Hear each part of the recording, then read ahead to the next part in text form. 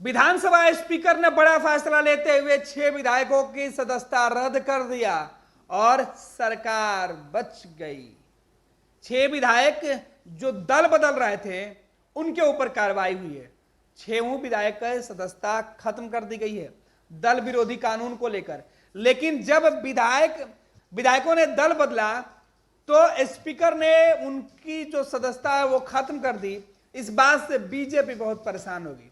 सबसे ज्यादा जो परेशानी वो बीजेपी की हुई।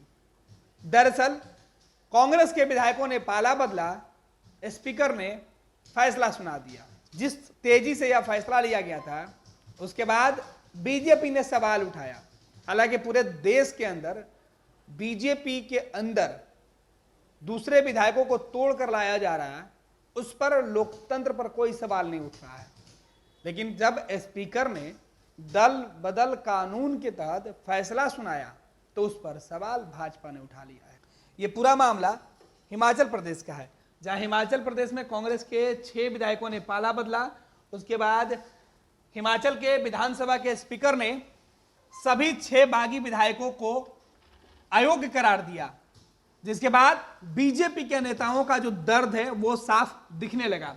बीजेपी के जो प्रवक्ता है उन्होंने सोशल मीडिया पर पोस्ट डालते हुए लिखा कि बुलेट स्पीकर का बुलेट फैसला संविधान को किया तार तार, क्या यह लोकतंत्र की हत्या नहीं है।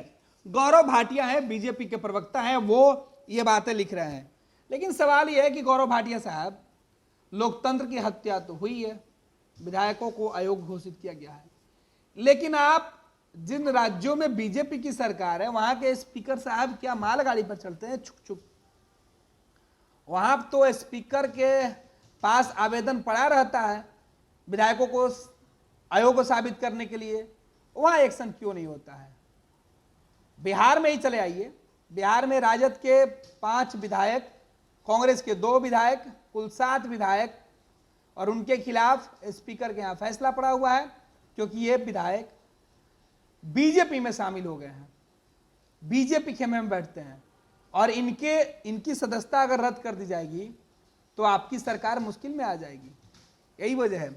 तो लोकतंत्र, जब यहां विपक्ष कहता है कि लोकतंत्र की हत्या हुई है, स्पीकर का फैसला वाजिब नहीं है, तब तो बीजेपी के नेता कुछ नहीं बोलते हैं। लेकिन अब जब हिमाचल प्रदेश के अंदर कांग्रेस की सरकार थी और कुलदीप पठानिया वहां के स्पीकर थे, तो उन्होंने यह फैसला लिया और उनके ऊपर कुलदीप पठानिया के स्पीकर के फैसले पर यह सवाल उठाया गया है, जहां कांग्रेस के 6 बागी विधायकों की सदस्यता रद्द की गई है। इसे लेकर गौरव भाटिया ने सोशल मीडिया एक्स पर लिखा कि इस तरीके से जो बातें की गई है वो सरासर गलत है। ये जो फैसला लिया गया है वो गलत फैसला लिया गया है, और इस फैसले के बाद सोशल मीडिया पर खूब वो ट्रोल हो रहे हैं, उनको लेकर तरह तरह की बातें कही जा रही है। आखिर स्पीकर साहब की बुलेट स्पीड वाले स्पीकर वो क्यों बन गए, इस पर सवाल उठाया जा रहा है। हिमाचल प्रदेश के अंदर सुक्खू की सरकार बचानी थी और इसीलिए यह फैसला लिया गया है। अब सुक्खू सरकार बचने के बाद सबसे ज्यादा बेचैनी भाजपा के अंदर है। भाजपा के नेता परेशान है। कांग्रेस हिमाचल में अपनी सरकार बचाने में सफल हुई है और उसके बाद बीजेपी के नेताओं का बयान इस तरीके से सामने आने लगा है। अगर बिहार की बात करें तो बिहार में 7 विधायक अयोग्य ठहराए जाएं, इसके लिए सभी जो राजद और कांग्रेस के नेता हैं वो जाकर स्पीकर को आवेदन दे चुके हैं, लेकिन स्पीकर ने इस दिशा में अब तक कोई पहल नहीं की है। इधर सदस्यता खत्म करने की मांग करने वाले पार्टी के नेताओं का कहना है कि 1 महीने तक हम इंतजार करेंगे, अगर 1 महीने में बात नहीं बनी तो फिर हम कोर्ट जाएंगे, न्यायालय जाएंगे, और न्यायालय में इस स्पीकर के अब तक नहीं लिए गए फैसले को सीधे तौर पर उसकी शिकायत भी करेंगे। दरअसल बिहार में 12 फरवरी को विधानमंडल के बजट सत्र के शुरुआती दिन में ही नीतीश कुमार के बहुमत परीक्षण था, और उस दिन राजद के 3 विधायकों ने विपक्ष से पाला बदलते हुए सत्ता पक्ष में बैठ गया। नीतीश कुमार के समर्थन में वोटिंग किया, व्हिप जारी था, व्हिप का उल्लंघन किया। उसके बाद यह सिलसिला आगे बढ़ा उसके कुछ दिन के बाद एक राजद के और 2 कांग्रेस के विधायकों ने पाला बदला और वो भी सत्ता पक्ष में जाकर बैठ गए, एनडीए खेमे में चले गए, बीजेपी में चले गए। उसके बाद एक और जो आरजेडी के विधायक थे वो भी चले गए। यानी कुल मिलाकर 7 विधायकों ने दल बदल दिया। और ऐसे लोगों के लिए दल बदलने के लिए जो विधानसभा के अंदर संख्या बल होती है उसकी 1/3 जो हिस्सा होता है, उसके लिए जो मेजोरिटी होता है विधानसभा के अंदर, जो संख्या बल होता है उसका 2/3 जो होता है संख्या, वो लाना होता है। लेकिन वो संख्या अब तक पूरी नहीं हुई है। इधर विधायकों के दल छोड़ने के बाद उनके ऊपर दल बदल कानून के तहत कार्रवाई करने की मांग सभी राजनीतिक दल ने कर दिया है, लेकिन उस पर अब तक कोई स्पीकर ने संज्ञान नहीं लिया है। दूसरे तरफ स्पीकर कांग्रेस के थे हिमाचल प्रदेश के अंदर, उनको अपनी सरकार बचानी थी, तो उन्होंने आनंद फानंद में फैसला ले लिया और सभी 6 बागी जो राज्यसभा के चुनाव में कांग्रेस से बगावत करके वोट किए थे बीजेपी के पक्ष में, उन सभी विधायकों को उनकी सदस्यता खत्म कर दी गई। और कांग्रेस के अंदर बीजेपी का प्लान था कि जो सरकार है उसके खिलाफ अविश्वास प्रस्ताव लाया जाए और उसको गिरा दिया जाए, लेकिन विधायकों को अयोग्य घोषित करके स्पीकर ने अपनी सरकार बचा लिया। बीजेपी के कई विधायकों को उस दिन सस्पेंड कर दिया गया और यही वजह है कि वो वोटिंग में हिस्सा नहीं ले पाए।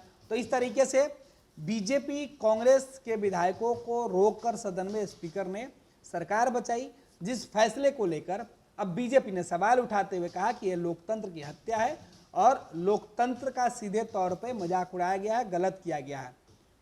लेकिन बिहार में राष्ट्रीय जनता दल के विधायकों को हाउस के अंदर बैठे हुए विधायकों को उठाकर अपने पाले में बिठा लेना क्या लोकतंत्र की हत्या नहीं है? ये भी एक सवाल उठाया जा रहा है, क्योंकि बीजेपी बिहार में या बीजेपी झारखंड के अंदर जिस तरीके से की, या फिर बंगाल के अंदर जो बातें की जा रही है, या फिर जो बातें उत्तर प्रदेश के अंदर की जा रही है, समाजवादी पार्टी के विधायकों को जो भी कारण हो उनसे क्रॉस वोटिंग कराया गया, तो क्या इससे लोकतंत्र बचेगी? यही बड़ा सवाल है। एक तरफ लोकतंत्र की दुहाई और दूसरी तरफ कांग्रेस के विधायकों पर एक्शन से कांग्रेस के नेता कम और भाजपा के नेता ज्यादा बौखलाए हुए हैं। तो गौरव भाटिया को लेकर जो कांग्रेस के समर्थक है वो अलग अलग सवाल पूछ रहे हैं और बता रहे हैं कि साहब, जब हिमाचल प्रदेश में हुआ तो आपको बुरा लग रहा है, उत्तर प्रदेश और बिहार में जो हो रहा है वो आपको अच्छा क्यों लग रहा है? ये लो मुंह मीठा करो, आज मैंने अपना जॉब छोड़ दिया, अब हम पूर्णिया वापस जाएंगे। जॉब छोड़ दिया है? मतलब ये घर कैसे चलेगा? हम करेंगे क्या? और माँ बाबूजी क्या बोलेंगे?